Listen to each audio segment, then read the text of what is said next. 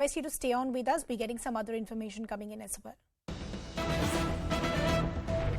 Now, top intelligence sources are telling CNN News 18 that the motive of this bomber was to attack possibly BJP leaders or associates like RSS.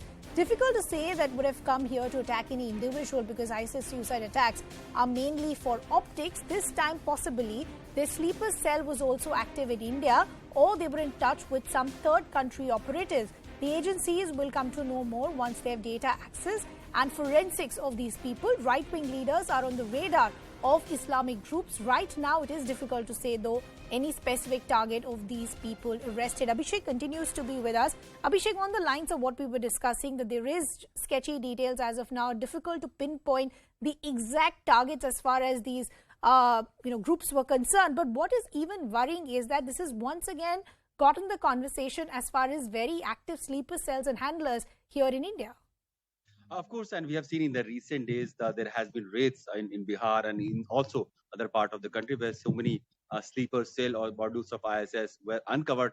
Another part, Ridhima, which is more concerning, is that so far we have not heard much of Central Asian people having any animosity towards India. And now, when this person has been arrested, he is from the Central Asian countries.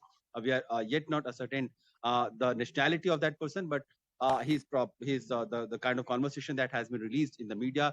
So probably he is speaking some broken Uzbek and Russian language. He's in talking, and also Russia being part of this whole network of ISIS, where they were also trying to use Russian soil as a launch pad to send a terrorist to India. So now probably Indian agencies will also have to be alert with the with other friendly nations or friendly countries from where they did not have any idea that they are also being used. They could also be being used as a terrorist launchpad into India.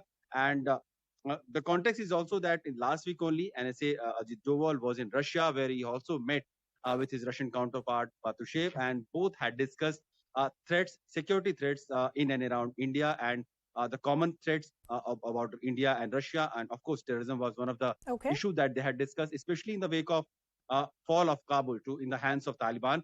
The security threats of India has actually enhanced, and Indian agencies have been on very much alert. We have also seen how Ayman al-Zawahiri was killed in Kabul. There has also been presence of ISIS terrorists in Afghanistan. Recently, a Gurdwara, a Sikh Gurdwara in Kabul was also attacked, and apparently ISIS has taken responsibility for that attack. So we know that ISIS has long been nursing animosity for India and Indian establishment, and probably this terrorist who has been nabbed was yet another tool to create some disturbance in India.